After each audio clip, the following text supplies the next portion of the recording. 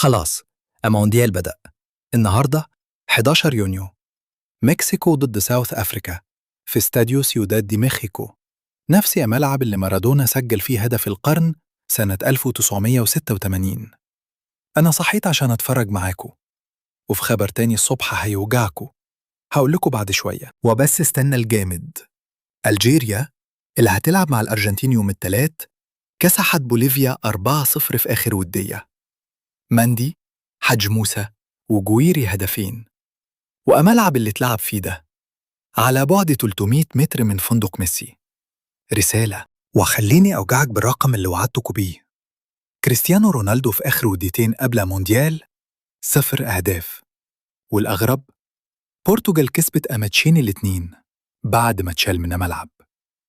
أنا شايف مارتينيز غلط في إنه متمسك بيه أساسي، ده اللي اسمه قرار بالعاطفة مش بالرقم. وفي القاهرة إنفانتينو عامل مؤتمر صحفي وقاعد يقول للناس تشيل وريلاكس.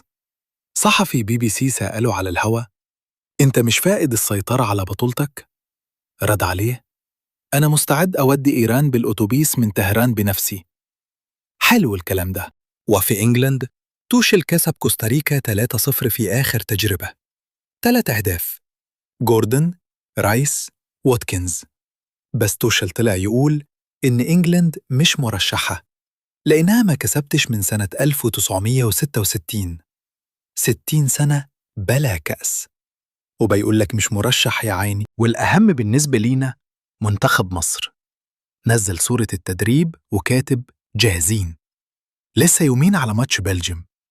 طب وانت انهي منتخب عربي شايفه هيوصل أبعد في المونديال ده؟ مصر أما غرب ولا السعودية؟ سيبها لي تحت، أنا قاعد بقرأ.